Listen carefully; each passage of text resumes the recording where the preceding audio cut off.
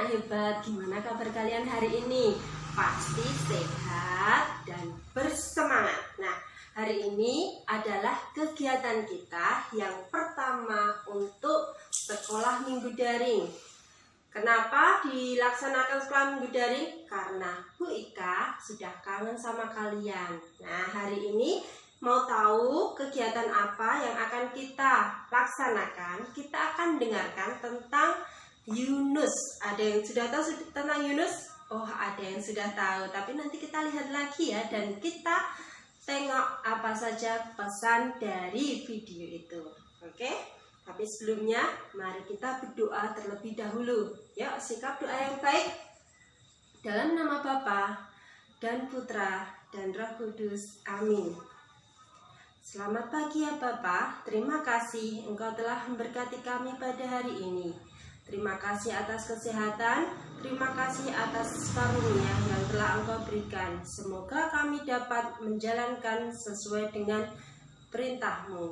Amin. Dalam nama Bapa dan Putra dan Roh Kudus. Amin.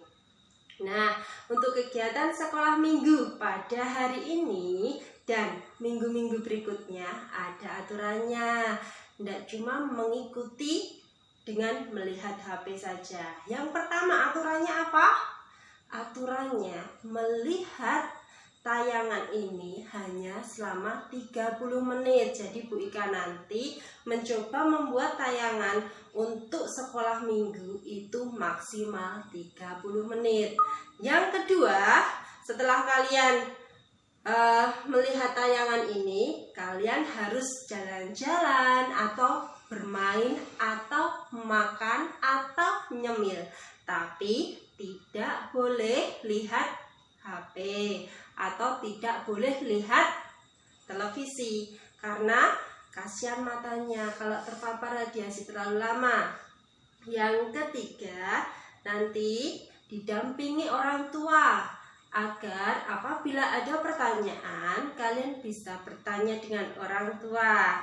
Jadi akan lebih mendekatkan diri antara anak dan orang tua. Nah, untuk kegiatan selanjutnya kita simak video Yunus.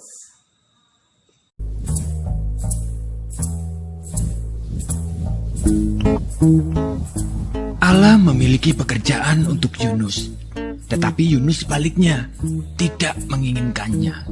Allah mengutus Yunus untuk pergi ke suatu tempat bernama Niniwe, dan Allah ingin agar Yunus mengatakan bahwa Allah mencintai orang-orang Niniwe. Tetapi Yunus tidak mau melakukannya, karena menurut Yunus orang-orang Niniwe itu jahat dan mereka suka melakukan banyak kejahatan. Allah tahu apa yang dikatakan Yunus itu memang benar. Orang-orang Niniwe telah menjauh dari Allah, tetapi Allah masih sangat mengasihi mereka. Dia ingin memberi mereka permulaan yang baru jika mereka kembali kepada Allah. Ia akan mengampuni dosa mereka yang begitu banyak. Namun Yunus menolak untuk pergi karena pikirnya mereka adalah orang yang jahat yang tidak pantas untuk diampuni. Dalam hatinya, Yunus ingin melarikan diri dari Allah dan pergi sejauh-jauhnya sampai Allah tidak dapat menemukannya. Dengan demikian, ia tidak perlu melakukan apa yang diperintahkan Allah. Itu yang direncanakannya. Tapi tentu saja itu bukan rencana yang baik, sebab merupakan rencana yang konyol karena dia bisa melarikan diri dari Allah, tetapi Allah akan selalu dapat mencari dan menemukannya. Meskipun demikian, Yunus tetap melaksanakan rencananya yang tidak baik. Ia tidak membeli tiket ke Niniwe, tapi ke tujuan lain. Perahu yang dinaiki Yunus berlayar ke arah yang sangat berlawanan dengan Niniwe. Nah, tak lama kemudian angin bertiup kencang. Perahu pun mulai terombang-ambing dan semua orang mulai menjadi pucat pasi. Mereka takut. Yunus duduk tegak di tempat tidurnya. Lihatlah, masalah pertama dengan rencana Yunus yang tidak baik itu. Allah mengirimkan badai besar untuk mengejarnya. Para pelaut berteriak ketakutan saat perahu hendak tenggelam. Mereka mulai membuang segala sesuatu ke laut, koper, makanan, apapun yang bisa mereka temukan. Yunus mulai tersadar bahwa badai itu datang karena kesalahannya. Ia meminta para pelaut untuk melemparkannya ke dalam laut agar badai berhenti. Mendengar itu, bersikeras bahwa itu satu-satunya cara agar mereka bisa selamat. Tak lama setelah Yunus menghantam air, gelombang laut pun menjadi tenang, angin mereda dan badai berhenti. Saat itu Yunus menganggap semuanya telah berakhir. Dia tahu bahwa dia pasti akan tenggelam. Tetapi Tuhan mengirim seekor ikan besar untuk menyelamatkannya. Ikan tersebut menelan Yunus hidup-hidup dengan sekali telan. Dalam kegelapan yang seperti kuburan itu, dia mencium bau busuk makanan dan merasa rumput laut yang berlendir. Segeralah ia tahu bahwa ia belum mati. Dia berada di dalam perut ikan yang besar. Selama 3 hari penuh, Yunus duduk di sana dalam kegelapan. Ia menghabiskan banyak waktu untuk berpikir. Ia mulai menyadari rencananya yang sangat konyol. Dia menyesal karena telah melarikan diri dari Allah. Ia berdoa kepada Allah dan meminta agar Allah mengampuninya. 3 hari kemudian, ikan memuntahkan Yunus ke pantai berpasir. Saat itu, Yunus mendengar suara orang memanggil namanya dan menyuruhnya untuk pergi ke Niniwe. Itu suara Allah. Kali ini, Yunus tidak menolak untuk pergi ke Niniwe untuk mengabarkan berita yang luar biasa kepada orang-orang di sana. Kepada mereka, Yunus mengatakan bahwa Allah tidak pernah berhenti mencintai mereka. Meskipun mereka melarikan diri dari Allah, tetapi asal mereka mau kembali kepada Allah, maka Allah akan mengampuni dosa mereka. Orang-orang Niniwe mulai mendengarkan Yunus dan mereka mengasihi Allah. Mereka belajar melakukan apa yang Tuhan katakan dan berhenti melarikan diri dari Allah seperti yang pernah dilakukan Yunus. Bertahun-tahun kemudian, Allah juga mengirimkan utusan yang lain dengan pesan yang sama luar biasanya. Seperti Yunus, ia akan menghabiskan 3 hari dalam kegelapan total.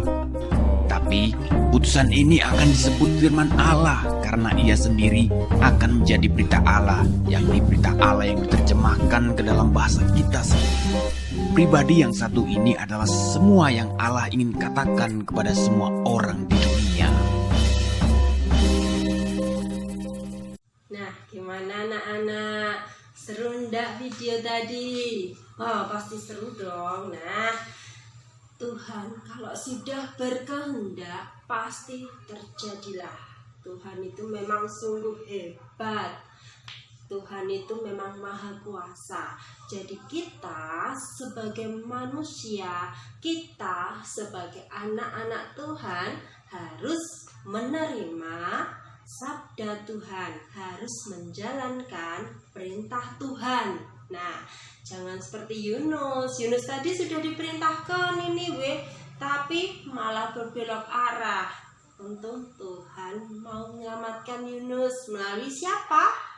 Oh iya, betul, melalui Paus. Nah, cukup sekian kegiatan kita hari ini, akan kita lanjutkan untuk minggu depan. Semoga kalian tetap semangat dan selalu jaga kesehatan. Nah, untuk penutup kita doa terlebih dahulu. Mari kita doa, sikap doa yang baik.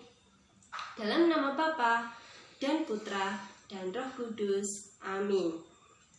Tuhan, terima kasih atas berkat-Mu sehingga kami dapat bersama-sama untuk mendengarkan sabda-Mu. Jadikanlah kami anak-anak yang mau bersedia dan siap untuk mengikuti serta-Mu. Amin. Dalam nama Bapa dan Putra dan Roh Kudus. Amin.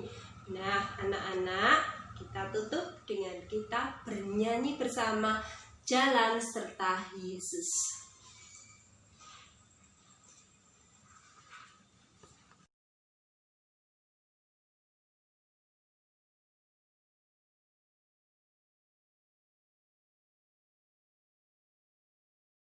Jalan dalam suka, jalan dalam duka, serta Yesus selamanya.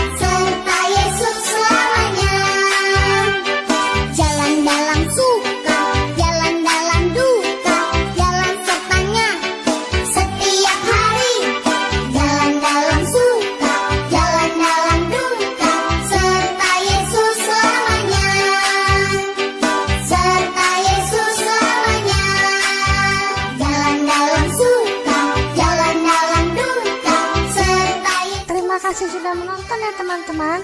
Jangan lupa di like dan subscribe ya.